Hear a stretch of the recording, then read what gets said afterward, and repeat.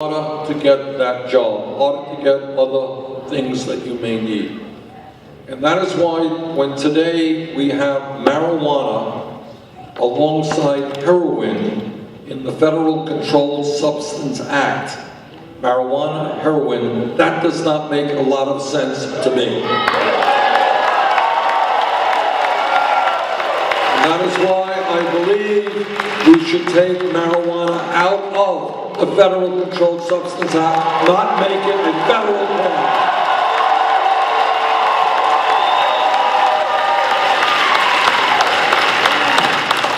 When we talk about the economy, we need to create millions of good-paying jobs.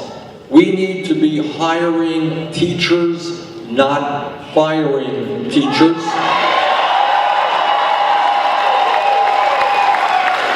And when so many of our schools, our public schools, are not treating our kids in the way they should be treated, not giving them the education that they should be having, we have got to make sure that the federal government adequately funds education in this country, especially those schools most in need.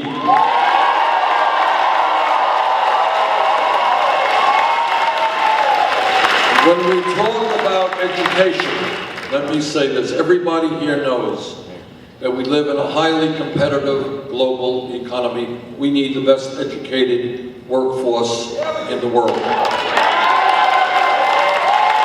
And yet today, despite the fact that everybody knows that, today we have hundreds of thousands of bright young people who have the ability, they have the qualifications to get a college education, but they can't go to college for one reason.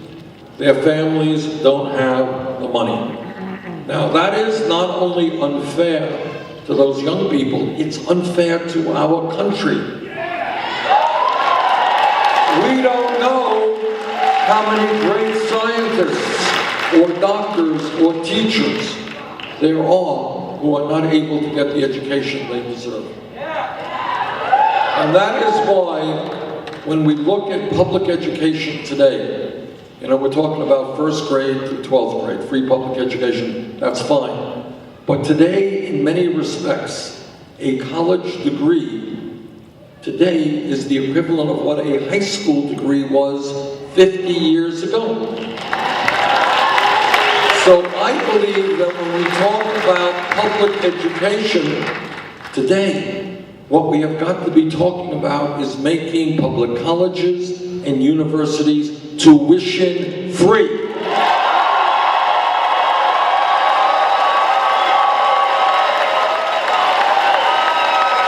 My father dropped out of high school, never made much money, and my mother graduated high school. That was her education.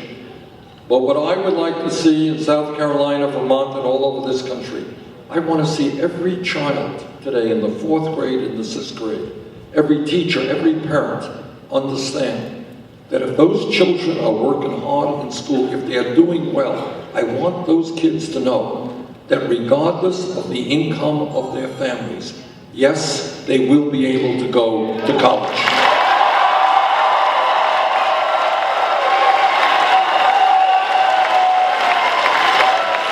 And there is another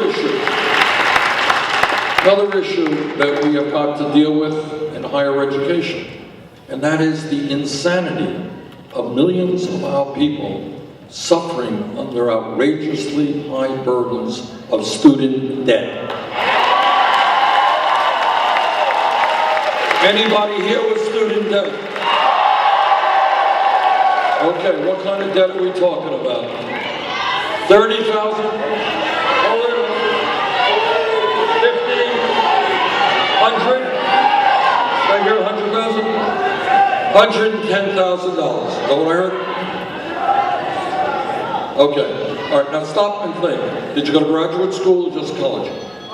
College. All right. Stop and think. Stop and think. Just think about this. One of the points about this campaign, and I'm criticized for this every day, but I'm right and they're wrong. Here's the criticism. The criticism is Bernie, you can't accomplish all of that stuff. It's too big. But I want you to think for a moment. Everybody in this room knows that education and learning is part of being a human being, correct? And we also know that if we are going to go out and do the jobs in the 21st century, we need a damn good education, right? So the question is, why is this young man being punished for $100,000 in debt that he's going to spend decades paying off? What crime did he commit? The crime was that he wanted to get an education. That's not a crime to me. That's a good thing. He should be rewarded, not punished. So this idea of making public colleges and universities tuition-free, this is not a radical idea. It exists in Germany, it exists in Scandinavia, it exists in countries all over the world. Now people say to me, my critics say, well, Bernie, you know, you're Santa Claus, you're giving out all this free stuff. How are you going to pay for it?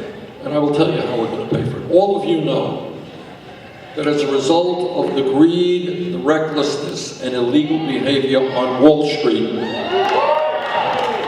this country was driven into the worst economic downturn since the 1930s. Millions of Americans lost their jobs, their homes, and their life savings. And then what Congress did, you know, Wall Street came running in there and they said, oh, please bail us out. Against my vote, Congress did bail them out. It seems to me that right now, if we want to pay for free tuition at public colleges and universities, the way to do it is to impose a tax on Wall Street speculation.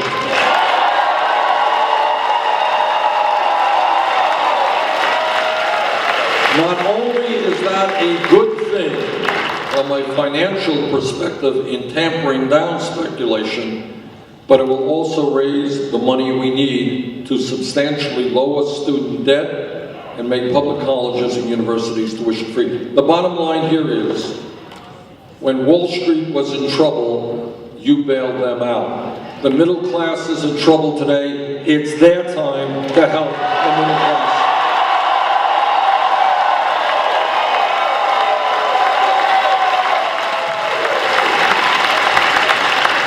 When we talk about what's going on in America today, let me mention to you that I am a member of the Senate Environmental Committee and the Senate Energy Committee. And in that position, I have talked to scientists all over our country and all over the world. Now, I know that within the leadership here in South Carolina, they may not agree with me. But I have to break the news to them. The scientific community is virtually unanimous. Climate change is real. It is caused by human activity. It is already causing devastating problems all over this world. And what the scientists are telling us, and this is scary stuff, what they are saying is if we don't get our act together in the next few years, this planet, by the end of the century, will be 5 to 10 degrees Fahrenheit warmer. That means more drought, more floods, more extreme weather disturbances, more acidification of the ocean, more rising sea levels, more international conflict as people fight for limited natural resources. In my view, we have a moral responsibility to leave this planet in a way that is healthy and habitable for our kids and our grandchildren. And in my view, what that means is having the courage to take on the fossil fuel industry and telling them that their short-term profits are not more important than the planet we leave to future generations.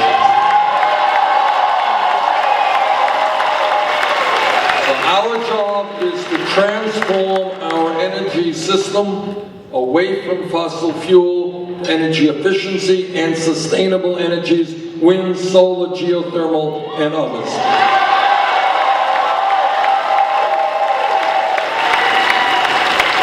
Now I want to connect the dots here.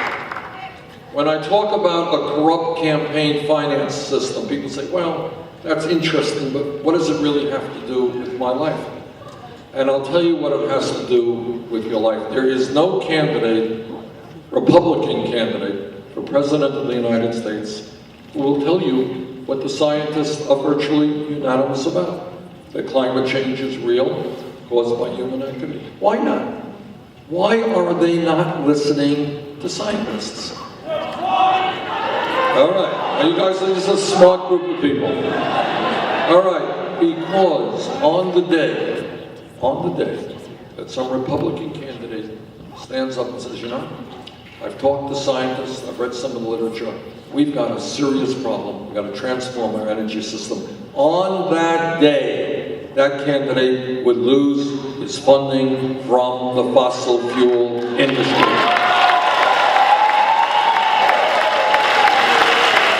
We have got to tell the Republicans that the future of this planet is more important than their campaign funds.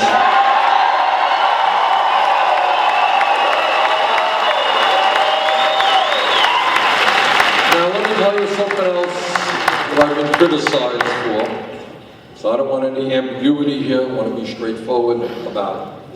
Again, I am told that my ideas are too big for America, that we just can't go forward in the way that I think we should.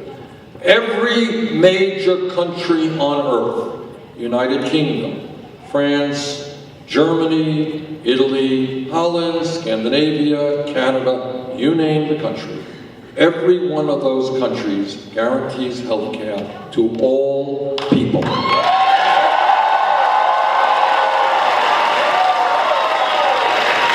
Now, I am a member of the committee, the Health Education Labor Committee, that helped write the Affordable Care Act. Affordable Care Act has accomplished a lot of good things. And by the way, when we wrote that bill, I have to be honest with you, I did not hear one word of discussion, now from Republicans, Democrats, anybody, that there would be governors in this country, like the governor of South Carolina, who rejected Medicaid expansion. It was incomprehensible to me that we had governors here in South Carolina and many other states who are more concerned about their ideological purity, their right-wing ideology, than they are about the health and well-being of hundreds and hundreds of South Carolinians. And let's be clear, let's not mince words. When you have hundreds of thousands of people in this state who could have access to health care, but today do not because of this rejection of the expansion of Medicaid, let's be honest, some of those people will die. Some of those people will end up a lot sicker than they otherwise would have been. Tens of thousands of jobs that could have been created here in South Carolina were not created. So I say to the government here in South Carolina, push your ideology aside, worry about the health needs of the people of the state.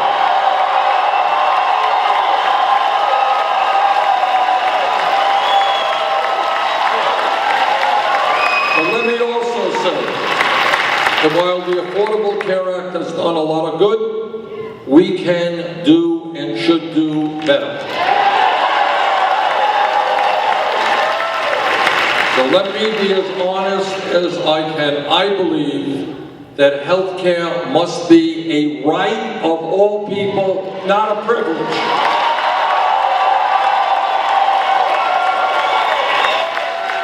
Today, We got 29 million Americans, despite the gains of the Affordable Care Act, we have 29 million Americans who still have zero health insurance. Okay. We have even more people who have large deductibles and co-payments.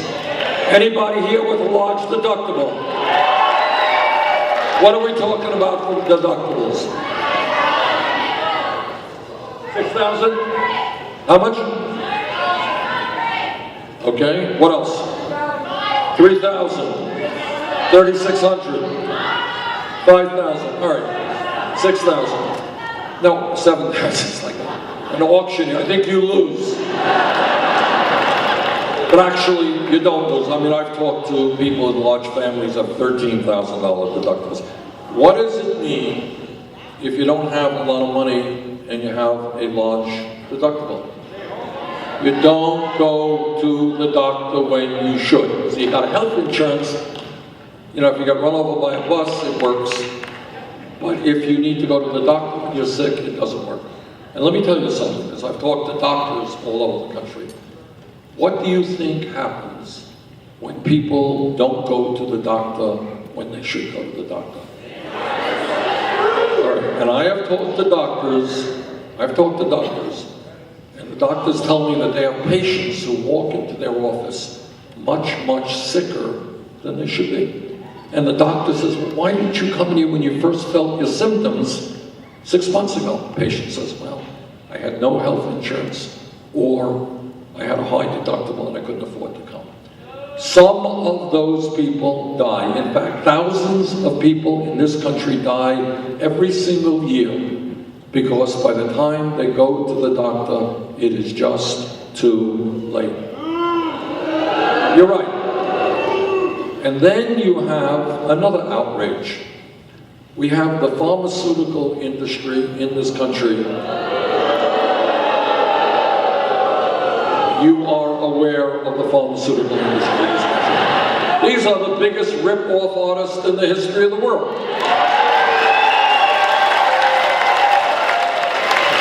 These are people who now have well over 1,000 lobbyists in Washington, D.C. They spend huge amounts of money on campaign contributions. And here's the result. The result is that we pay, by far, the highest prices in the world for prescription drugs. The result is that listen to this, 1 out of 5 Americans who goes to the doctor writes a prescription, that person cannot afford to fill that prescription. Is that crazy or is it not? All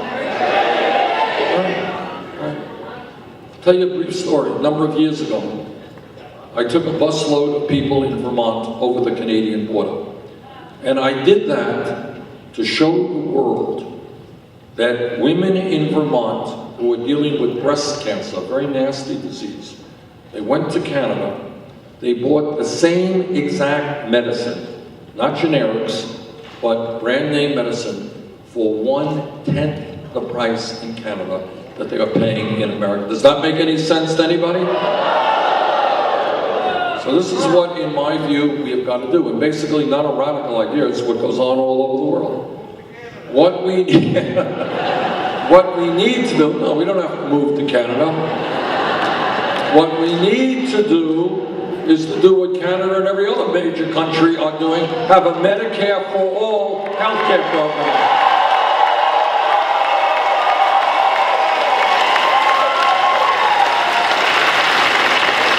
My friends, what this campaign is about, what the political revolution that I'm advocating is about, is the following, and I'm the only candidate for president who will tell you this. Today, all right, here's what's up. And what's up is no president, here's the truth, no president, not Bernie Sanders, not anybody else, can address the very, very serious problems facing our country alone. And you know why? The reason is that the people who have the power in this country, Wall Street, and I use this word advisedly, I know something about this, they have endless supplies of money.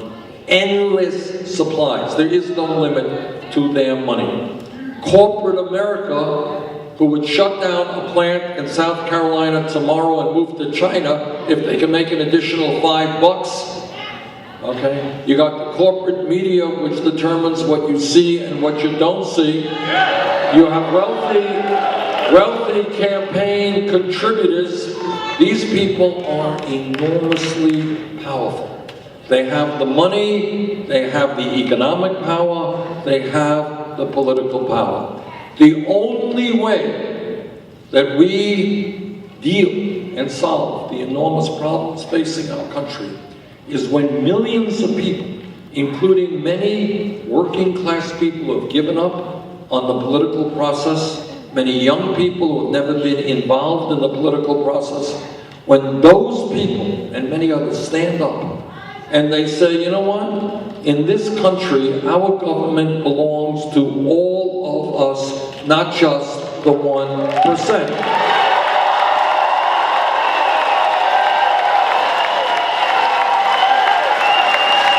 And that's what this campaign is about. I'm not here to tell you I can do it all. I can't do it all. I need your help tomorrow here in South Carolina.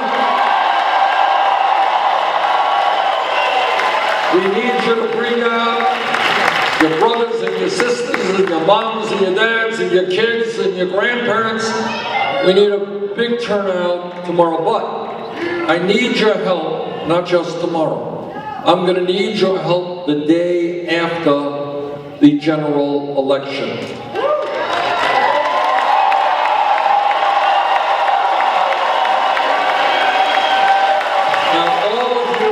Now, all of you know, if you studied history, that real change always takes place, not from the top on down. It's from the bottom on up.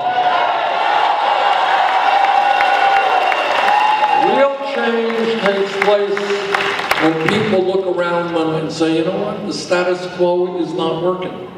You know, whether it is workers' rights or civil rights or women's rights or gay rights, whatever it may be. People are saying, you know what, we have got to bring about change. Now is the moment when we need real change in this country. Now is the moment when we make healthcare a right for all, when we make paid family and medical leave a right for all.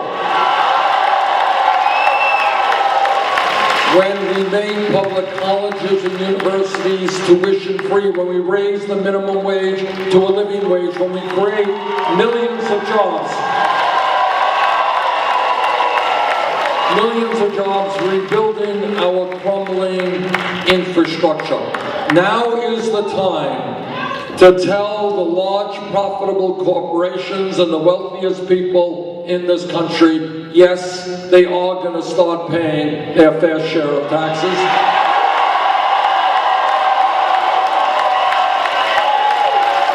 Now, what you know and I know is that what history is about is demagogues always trying to divide up the people. White against black, men against women, gay against straight, people born in this country against people who have immigrated into this country. That's what the Donald Trumps of the world are about. They want to divide us up, but we're too smart for that. We know that when we stand together, there is nothing that we cannot accomplish. That's what this campaign is about. Welcome to the political revolution. Thank you all.